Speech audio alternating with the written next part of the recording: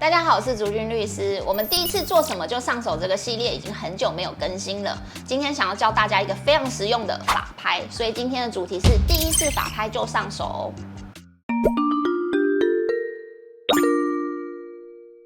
法拍是什么呢？我想大家可能听过，但未必知道它是什么。它算是强制执行的一种。那强制执行就是，如果有人欠你钱，你可以请法院利用公权力，去对方的银行现金存款，或者是要求对方的公司上班的公司，把债务人，也就是欠你钱的那个人，他的薪水或者是他存款直接拨给你。或者是把他的资产，例如房子、车子啊、保险啊、家具、股票等等的扣下来之后，请法院帮你转换成现金，再交给你。所以只要有人欠我钱，我就可以叫法院去强制执行吗？你需要有执行名义。所谓执行名义，就是法院认可的债权啊，例如你的判决、本票裁定，或者是支付命令，或者是你经过公证的契约。你不能只是空口说这个人欠我钱，或者是用对话记录、借据。这些都不算哦，私人之间都不算，你还是要透过法院先去认定这个债权确实存在。那认定之后，我们称作这个东西叫做执行名义，你才能用执行名义去跟法院申请说，那我要做强制执行，请帮我扣对方的财产。公证的契约就可以哦，可以，但是那个条款有一些mega，就是最好是请律师跟公证人，请他们先帮你拟好之后，公证人做公证的契约，才能直接做强制执行。那在申请法院帮你做强制执行的同时呢，你必须要告诉法院说对方有哪些财产，以及在哪里有财产。法院是不会帮你查的。你如果说什么请法院帮我查，法院不会理你吼，法院会把你驳回，然后叫你自己去查清楚。那要去哪里查财产呢？就是要拿前面我们说的那个执行名义，去国税局申请两个东西，一个叫财产归属资料清单，它很难念；另外一个是全国财产税总归户财产查询清单，我们简称一个叫财产清单，一个叫所得清单。这两个东西可以看出两件事情。第一件事情就是它有登记的财产。什么叫有登记的财产呢？就是法规规定要登记的，像房子、土地、车子这些是有登记的财产，它会显示在财产清单上面。那收入清单呢，就是你有报税的收入，例如你的银行利息、你的薪资、你的报酬等等有帮你报税的这种收入。那通常它有利息收入，我们就会推估说，它除了银行会有现金存款的话，它也有可能会有一些理财商品，所以你就可以进阶再去请法院帮你查它的理财商品。那如果他的财产都放在别人名下呢？那我只能说，那也没有办法，就是这可能是大家对法律期待落差啦。很多人都会觉得说什么，我明明就赢啦，那为什么我就是动不了对方的财产？是不是法院很无能，还是我的律师很无能？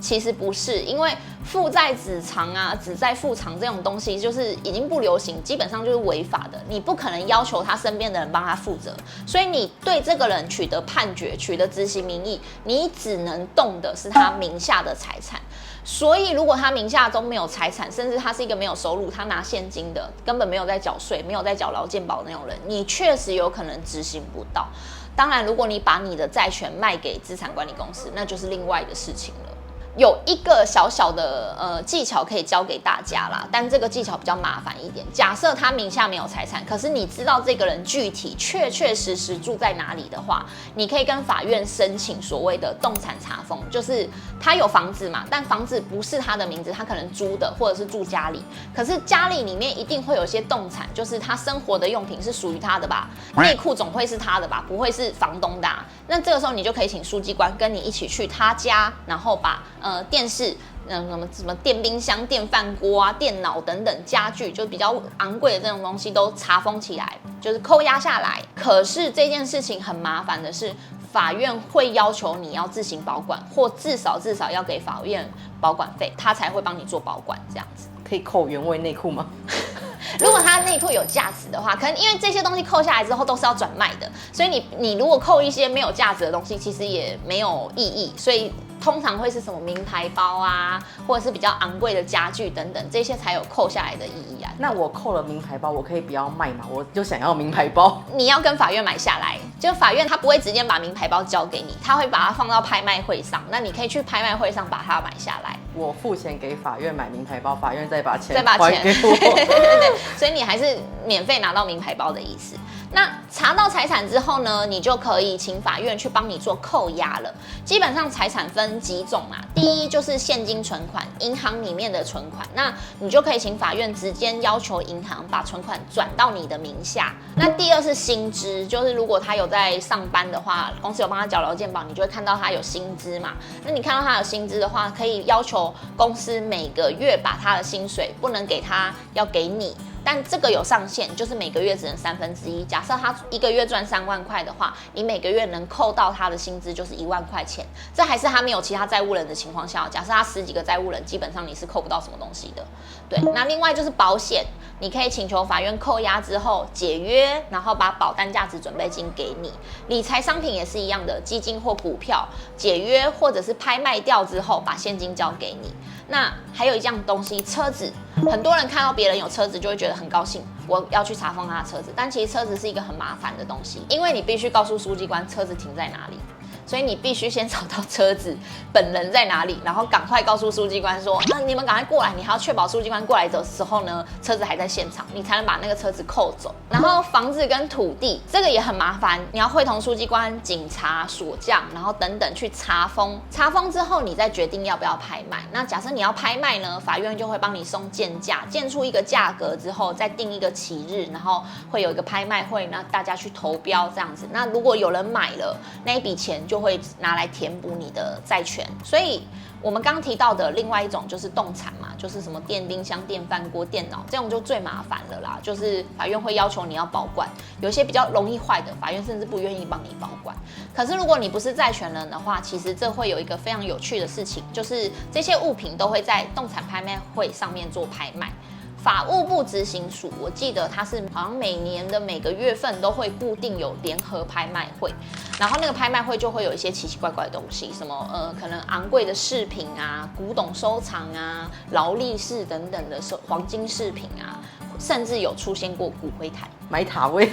有些骨灰坛很贵啊，有些骨灰坛一个坛要价上百万然后就会在那个拍卖会上面出现。所以不管欠多少钱，都可以去拍卖别人房子吗？理论上是，所以有些人可能虽然债权额只有1-2万，但对方有房子，他还是会选择去查封这个房子。可是司法院曾经有一个决议是说，假设这个人名下是有很多财产的，他有车子、有房子，他也有薪资，那你的债权额只有1-2万，你明明可以薪资就可以解决的事情，你是不能去查封人家房子的。他其实是有一个这样的决定。但如果他真的就只有那栋房子，你也只能查封那个房子。可是老实讲，你1-2万去查封房子，你可能要付出的成本更高。就除了执行费，你还要自己跑去那个房子那边去做查封，而且锁匠、警察的钱这些你都要先出的。所以拍卖房子其实未必是好，大多是查封之后给对方压力，因为他真的有可能被拍掉，那对方可能1-2万他愿意拿出来跟你和解。我同事啊，请我代垫午餐费用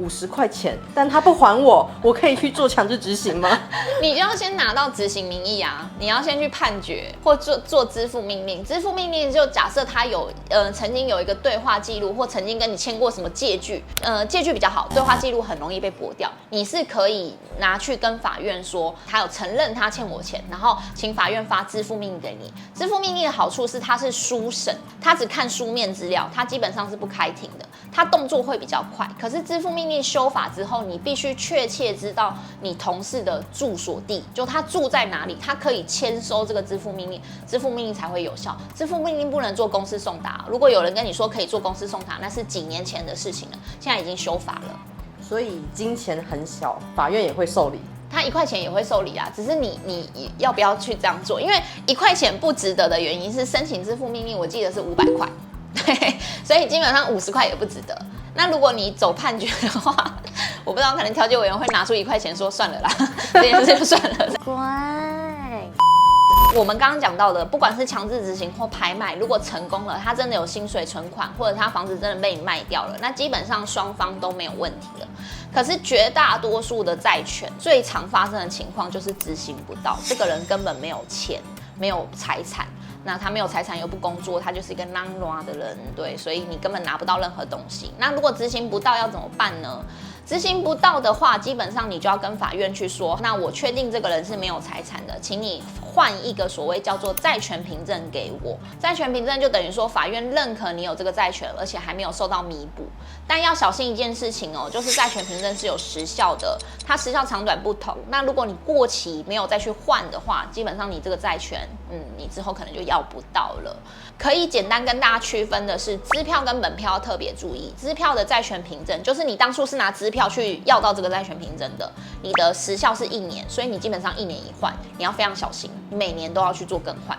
那本票好一点，你拿本票换到的债权凭证的话是3年，那其他的话判决或调解这种等同于判决效力的是5年。所以大家一定要记得要定期去做更换，因为我就曾经有遇到有人就是他逾期了，所以他这笔债权基本上就是要不回来了。所以如果逾期了，那我可以再重新，你可以再提告一次，对，但是就是会要从头再来嘛，你就要从前面就是提告，然后调解，那这个人搞不好也不知道滚到哪里去了，你根本也找不到，所以大家债权凭证还是要记得要定时去换。今天跟大家介绍的是强制执行的整体程序，我们做一个小复习，就是要怎么样去法拍别人。第一，你要取得执行名义；第二，你要拿执行名义去国税局查财产。那第三呢，就是从他的财产当中选择你要的项目去做强制执行，或者是去做法拍。最后，如果你没有拿回这笔钱，或者是你明明有100万，只拿回50万，那剩下的钱你就要拿去做换发债权凭证这个动作。